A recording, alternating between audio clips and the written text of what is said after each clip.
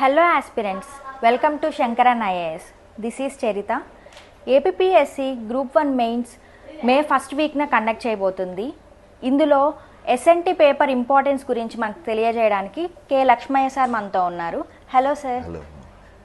So APPSC group 1 మెయిన్స్లో science and technology అనేది చాలా చాలా important and highly scoring paper.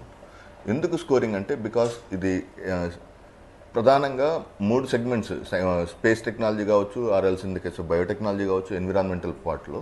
So question to answer రాయటానికి డైరెక్ట్ ఆన్సర్ రావటం ప్లస్ పాయింట్స్ వైజ్గా ఆన్సర్ ప్రజెంట్ చేయడానికి కానీ మ్యాప్ కావచ్చు, లేకపోతే డయాగ్రమాటిక్ రిప్రజెంటేషన్ కావచ్చు, ఆర్ ట్యాబులర్ ఫామ్లో. ఫర్ ఎగ్జాంపుల్ ఎనర్జీ చాప్టర్ ఉంది. ఎనర్జీ చాప్టర్లో ఎనర్జీ సినారియో ఆఫ్ ఇండియా అంటే డైరెక్ట్ క్వశ్చన్ టు ఆన్సర్ వస్తుంది. అంటే స్ట్రైట్ క్వశ్చన్ టు ఆన్సర్ రావడానికి ఎక్కువ అవకాశం ఉన్న నేపథ్యంలో ఈ ఎస్ఎన్టీ అనేది హైలీ స్కోరింగ్ అని చెప్పొచ్చు.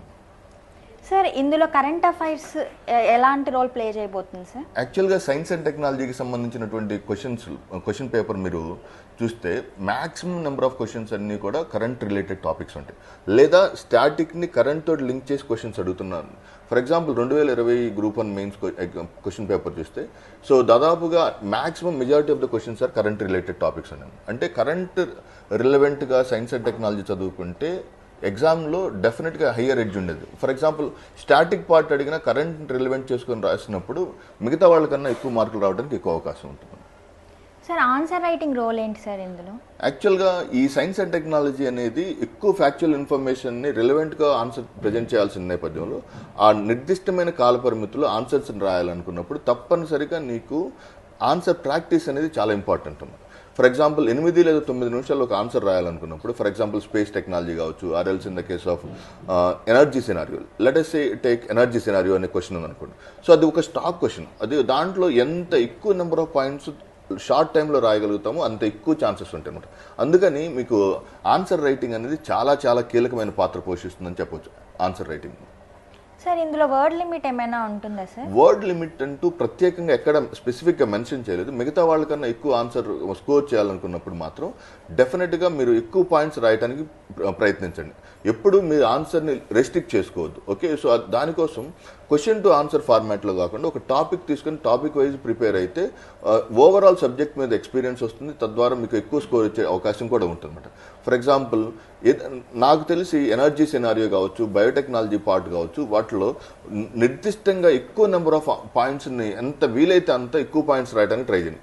ఎక్కువ పాయింట్స్ తక్కువ టైంలో ప్రజెంట్ చేయాలనుకున్నప్పుడు మీరు ఈ ట్యాబులర్ ఫామ్ కావచ్చు, or else in the case of diagrams కావచ్చు, వాటిని ప్రిఫర్ చేసి వాటి ద్వారా మీరు అనాలిసిస్కి వెళ్తే చాలా ఎక్కువ స్కోర్ వచ్చే అవకాశం ఉంటుంది. సార్, ఎస్ఎన్టీకి ఏమైనా సోర్సెస్ ఉన్నాయా? సో ఎస్ఎన్టీకి సంబంధించి ఆథెంటికేటెడ్ సోర్సెస్ అయితే గవర్నమెంట్ అఫీషియల్ వెబ్సైట్స్. సో సిలబస్తో పాటు పిఐబి, ఇస్రో లాంటి టాపిక్స్ కావచ్చు, లేదా హిందూ పేపర్లో వచ్చేటువంటి కరెంట్ అప్డేట్స్ని ఇంక్లూడ్ చేసుకుంటూ కనుక రాస్తే మీకు ఆన్సర్ చాలా బాగా వస్తుంది. సో స్టాటిక్ పార్ట్కి సంబంధించి కొన్ని స్టాండర్డ్ రిఫరెన్స్ బుక్స్, అంటే academic standard reference books best rather than UPSC reference books ఉంటాయి. అంటే యూపీఎస్సీ రిఫరెన్స్ బుక్స్ ఈ APPSC group 1 mains science and టెక్నాలజీకి ఏమాత్రం సరిపోవు. ఎందుకంటే యూపీఎస్సీ సైన్స్ అండ్ టెక్నాలజీలో జస్ట్ ఓన్లీ 2 క్వశ్చన్స్ ఇవ్వండి. 2 క్వశ్చన్స్ అంటే 25 మార్క్స్. కానీ ఇక్కడ 150 మార్క్స్ సెగ్మెంట్ కాబట్టి మీరు అకాడమిక్స్, ఫర్ ఎగ్జాంపుల్ బయోటెక్నాలజీకి సంబంధించినవి కావచ్చు, or else in the case of energy కావచ్చు, ఎనర్జీ లాంటి చాప్టర్స్ కావచ్చు, స్పేస్ టెక్నాలజీ కావచ్చు, ఆ technology missions, government official websites మీకు అద్భుతమైనటువంటి కంటెంట్ ఇస్తాయి. కాకపోతే వాటిని తగ్గించుకుంటూ రాయాలనుకున్నప్పుడు ఒక ఎక్స్పర్ట్ యొక్క గైడెన్స్ మీకు ఎంతగానో దోహదం చేస్తుంది. సార్, పీవైక్యూ క్వశ్చన్స్ ఏమైనా యూజ్ అవుతాయా సార్? డెఫినెట్గా. ఎందుకంటే ఒక క్వశ్చన్ పేపర్, ఏదైనా ఒక ఎగ్జామ్, ఇది ఏపీపీఎస్సీ గ్రూప్ 1 అనే కాదు, ఏ ఎగ్జామ్కైనా ప్రిపేర్ అయ్యే అభ్యర్థికి పీవైక్యూస్ ఒక బైబుల్, ఖురాన్, భగవద్గీత లాంటివి. సో పీవైక్యూస్ నీకు ఎగ్జామినర్ యొక్క ట్రెండ్, ఎగ్జామినేషన్ యొక్క సరళి గురించి తెలుసుకోవడానికి దోహదం చేస్తాయి. ఎగ్జామినర్ నెక్స్ట్ ఏ టైప్ ఆఫ్ క్వశ్చన్స్ అడగబోతున్నాడో కూడా మనకు తెలుసుకోవడానికి అవకాశం ఉంటుంది. For example not only for APPSC, TGPSC యొక్క ప్రీవియస్ క్వశ్చన్స్ చదవటం కూడా ఏపీపీఎస్సీ గ్రూప్ 1 మెయిన్స్లో చాలా చాలా ఉపయోగపడుతుంది. Thank you sir.